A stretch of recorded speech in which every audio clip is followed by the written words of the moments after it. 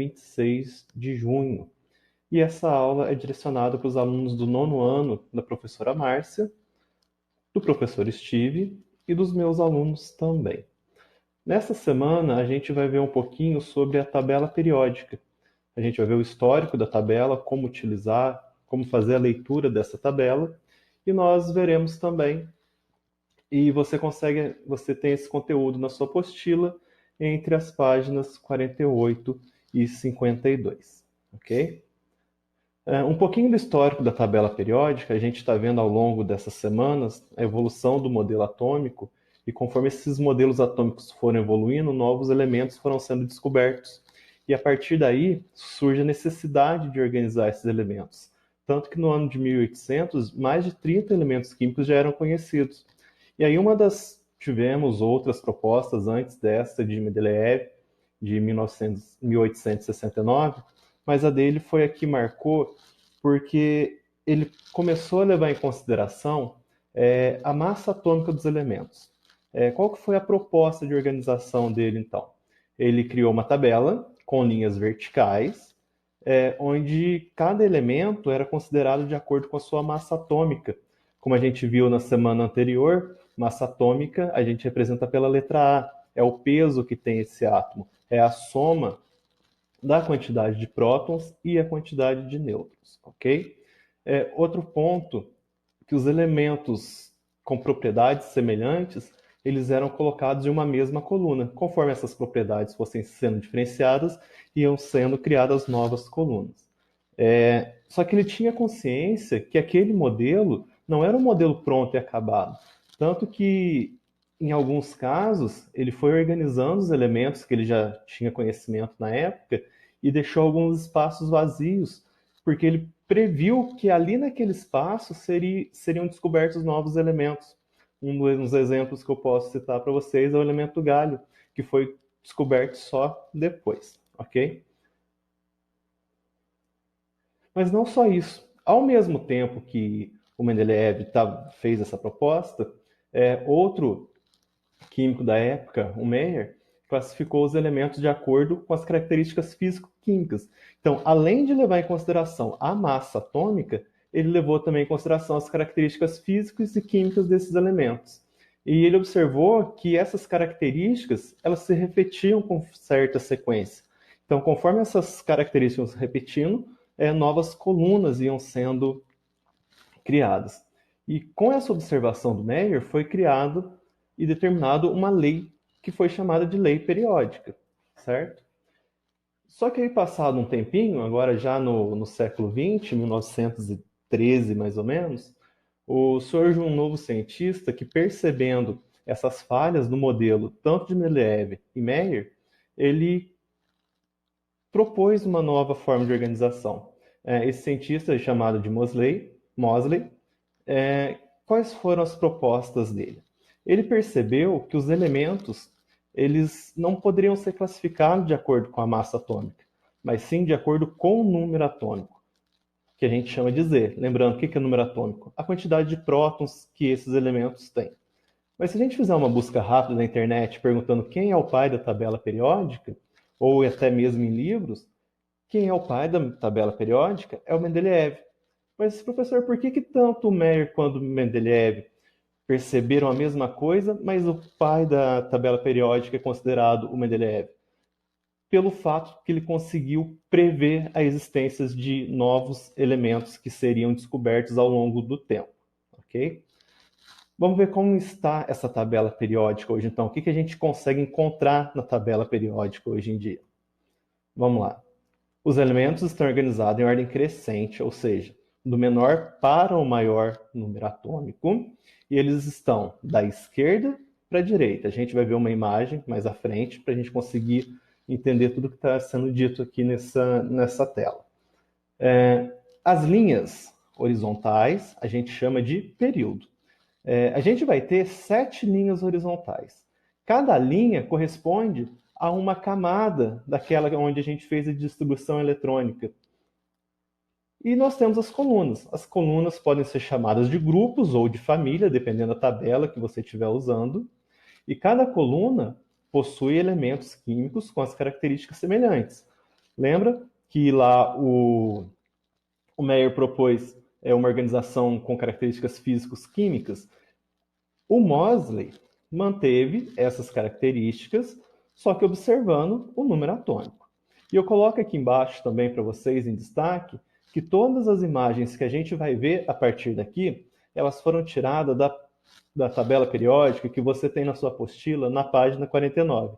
Então, a partir desse momento, eu convido vocês a abrirem a apostila de vocês e vocês irem acompanhando na tabela periódica, que talvez a imagem aqui não fique muito boa, mas a imagem que vocês vão ver é a mesma imagem que vocês têm na apostila de vocês na página 49. Mas antes de mostrar a tabela como um todo, o que a gente enxerga nessa tabela? Nós vamos ver. Primeiro de tudo, aqui eu faço para vocês, peguei esse elemento químico aqui, dei um zoom nele. O que a gente está vendo aqui? Primeiro de tudo, aqui na parte de baixo, nós temos o nome desse elemento químico. Para o exemplo, a gente está usando aqui o magnésio, certo? O que mais que a gente tem? Temos o símbolo desse elemento químico. O nome dele, aqui embaixo, magnésio, símbolo atômico, Mg. Vale lembrar que este símbolo é universal. Qualquer lugar do mundo que você vá, o símbolo é este aqui. A gente pode ter uma variação no nome, porque as línguas variam, mas o símbolo sempre vai ser o mesmo. O que mais que a gente está vendo aqui? O número atômico. O número atômico é igual ao número de prótons, igual ao número de elétrons. Tá? Então, o número atômico desse magnésio é 12, quer dizer que ele tem 12 prótons e 12 elétrons. Temos aqui também a massa atômica dele, só relembrando o que é a massa atômica, é a soma dos prótons e dos nêutrons, que no caso do magnésio é 24,3, mas geralmente a gente acaba arredondando para facilitar o cálculo, então a gente consideraria ele como sendo 24 de massa atômica. E aqui, para facilitar a vida de vocês, olha que maravilha, nós temos a distribuição eletrônica. Aquilo que a gente ficou um bom tempo fazendo à mão semana passada, quando a gente olha na tabela periódica, ela já traz essa distribuição para a gente. Então, fazendo a distribuição eletrônica dele, nós temos camada K com 2 elétrons, camada L com 8 elétrons e camada M com 2 elétrons. Cada camada representa um nível de energia. E nessa tabela que vocês têm na apostila, nós temos também mais uma descrição aqui, ó, que é esse desenho que fica aqui no cantinho, ele representa para a gente o estado físico deste elemento químico a uma temperatura ambiente. Como a gente já viu, quando nós dizemos temperatura ambiente, a gente está falando de uma temperatura de 25 graus Celsius. Então, o magnésio, quando a gente tem, aí, observando a tabela, quando a gente tem esse cubinho, quer dizer estado sólido, quando a gente tem uma gotinha, é o estado líquido, e quando a gente tem umas 3 linhas subindo, é o estado gasoso. Vamos lá. O que a gente tem nessa tabela periódica, então? Aqui eu trago para vocês a tabela em zoom. Cada linha da tabela eu chamo de período. E aí eu tenho o primeiro período, que corresponde à camada K, segundo período, que corresponde à camada L, e assim sucessivamente até completar as 7 camadas que a gente viu. K, L, M, N, O, P e Q. Quais elementos fazem parte do primeiro período? Esses dois. A gente tem o hidrogênio no canto esquerdo e o hélio no canto direito. Depois, no segundo período, são esses elementos: lítio, berílio, boro, carbono, nitrogênio, oxigênio, flúor e neônio. E assim sucessivamente. Aí nós temos o terceiro período, o quarto período. E aqui é interessante a gente observar que a quantidade de período, o número do período, são quantas camadas eu tenho na hora de fazer distribuição eletrônica. Então, se eu estou no primeiro período, eu tenho uma camada na hora de fazer distribuição eletrônica. Se eu estou no segundo período, eu tenho 2 camadas quando eu fizer a distribuição eletrônica. E aí, se eu estou no quinto período, é um elemento que está no quinto período, quer dizer que na hora que eu fizer a distribuição eletrônica, eu vou ter que ter 5 camadas. E eu já aproveito esse momento para chamar a atenção de vocês. Vocês devem estar se perguntando, o professor falou que tem 7 camadas, mas eu estou vendo 9 colunas, 9 linhas. O que acontece? Essa linha, que é dos lantanoides, é como se todos esses elementos desta linha aqui estivessem encaixados aqui, ó, depois do bário. Tanto que lá ele aparece, ó, de 57 a 71. O mesmo acontece com os actinoides. Eles estão seria como se essa linha de baixo aqui estivesse toda encaixada nesse espacinho aqui depois do rádio, ok? Só relembrando como os elementos químicos estão organizados em ordem de número atômico, observem. 1, 2, 3, 4, 5, 6, 7, 8, 9, 10. E aí você deve estar se perguntando por que eu tenho esse espaço aqui entre o berílio e o boro, por exemplo. Lembra sempre que, além de estar organizado em ordem crescente, eles também estão organizados de acordo com as características físico-químicas que eles possuem. Okay? E aí nós temos também os grupos ou períodos. Aqui eu já marquei para vocês, quando eu falo grupo 1, seria essa primeira coluna. Mas observem também que além de ter esse número aqui em cima, grupo 1, grupo 2, grupo 3, 4, até o 18, são 18 colunas, a gente pode chamar também esses grupos por nome de família. Aqui, por exemplo, eu posso dizer grupo 1 ou família 1A, grupo 2 ou família 2A, grupo 3 ou família 3B. Então a gente pode chamar tanto por esse número que está sozinho aqui, que aí seria o grupo, ou então a gente pode denominá-lo de acordo com essa marcação aqui de baixo que a gente chama de família, que seria 3B.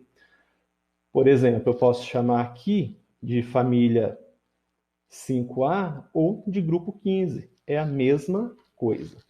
Para a gente ver um exemplo prático de como localizar um elemento aqui na tabela periódica, trouxe para vocês este exemplo aqui. Qual é o elemento do terceiro período, grupo 16? Tentem localizar. Dá uma pausadinha no vídeo, tenta localizar. Vamos lá. Primeiro de tudo, terceiro período, onde está? É aqui, ó, minha terceira linha. E grupo 16, onde está? É aqui, a minha 16ª coluna. Que elemento é esse? É o enxofre. O enxofre a gente representa pela letra S, ok? Lembra sempre, nem sempre a letra do símbolo vai ser o começo da palavra, tá bom? O enxofre, o símbolo é S e a palavra começa com E. Isso vai acontecer algumas vezes aqui dentro da tabela. Mais um exemplo. Qual o elemento da família 2A, sexto período? Dá uma pausadinha e tente localizar. Vamos lá. Sexto período é a minha sexta linha. Estamos aqui. E depois nós temos também o grupo 2A, que está aqui. Observem que no exemplo anterior eu disse grupo 16. E aqui eu disse família 2A. Sempre tomar cuidado na hora de procurar. Se eu estiver falando de grupo, eu olho o número em cima. Se eu estiver falando de família, eu olho o número e a letra aqui na parte de baixo. Qual é o elemento correspondente, então? É o bário, certo? Que tem a sigla BA. E aí, assim, a gente vai localizando os elementos na tabela. A gente vai ter um exercício para fazer isso depois. E aí, esses elementos aqui na tabela, eles também estão divididos da seguinte forma. Nós temos o grupo dos metais. Neste grupo dos metais, nós temos elementos químicos que possuem boa condutividade elétrica, térmica, eles têm um brilho mais acentuado, eles têm maior ductibilidade, maior maleabilidade. Um exemplo que eu posso citar para vocês aqui, deixa só eu marcar que elementos são esses, são esses que estão marcados na cor azul na sua tabela, tá? Aqui, por exemplo, a gente tem o cobre, que é muito utilizado para fios de condução de eletricidade. Nós temos o ferro e vários outros elementos, tá? Nós temos também um grupo de elementos químicos que eles são chamados de não metais. Esses não metais, eles não são bons condutores de eletricidade, eles também são um pouco mais opacos, não conduz muito bem o calor. Que elementos são esses? São esses que estão na cor amarela aí na sua tabela periódica, tá? Por exemplo, carbono, flúor, potássio, selênio, cloro.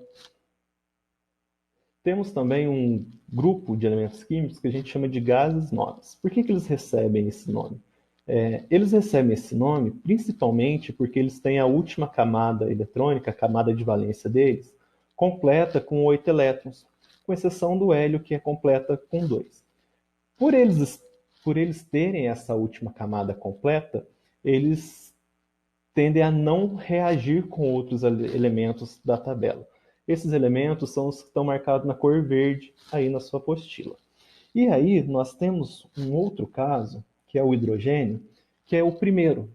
Na grande maioria das tabelas que você encontrar ao longo da sua vida, você vai ver o hidrogênio representado aqui no canto superior direito como sendo da família 1A ou do grupo 1, mas na verdade ele apresenta características um pouco diferentes. Mas por que ele aparece aqui? Porque ele possui apenas um elétron na última camada, certo? Outro tipo de divisão que a gente tem na tabela também é o que a gente chama de elementos de transição, que são esses que estão localizados aqui no centro da tabela e para o momento não é interessante para nós, porque o que nós vamos usar bastante ao longo dessa semana são os elementos que a gente chama de representativos. São aqueles elementos que possuem uma maior